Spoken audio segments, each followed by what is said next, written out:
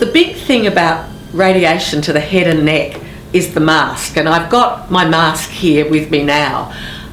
I'd never seen one of these. I had no idea that in order to have radiation treatment, you had to wear an immobilisation mask. And what this mask is all about is keeping me exactly still, so that when the radiation was going to my tonsils, to my back of tongue and to the inside of my throat where the tumours were, that it would be absolutely precise. It'd get the bad cells and leave the good cells. So this is essential, and I understood it was essential, but I found it, to be honest with you, a bit bizarre and quite frightening. And I guess the one thing I would say to you, if you're in a position to have a head and neck cancer and need to have a mask, is to ask your doctor and the other team members, what help is there if you're finding it anxiety inducing. I found that I took 2.5 milligrams of Valium, might be some other sedation. I didn't normally take that sort of medication, but I really needed it to come in here every day and have this mask.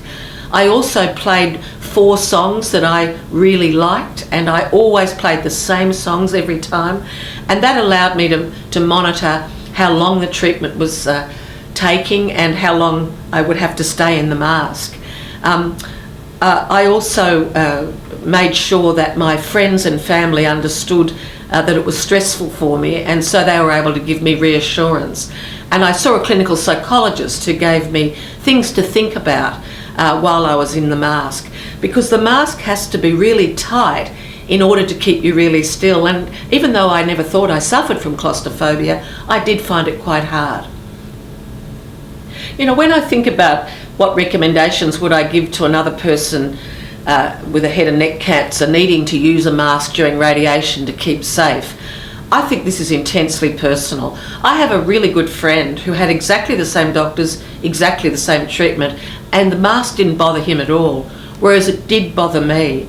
So I guess my advice to you is, if you're feeling anxious or concerned, talk to your doctor, talk to the other members of the team. They're full of ideas to help us cope with it. At one point, the nurse used to come in and hold my hand while they screwed me down and got me into position, and I found that really helpful. I've always been a very confident, brave person in my life, and I felt a little ashamed in the beginning that I was so afraid and so anxious. But don't be ashamed. Get every bit of help that's on offer, because there is help on offer.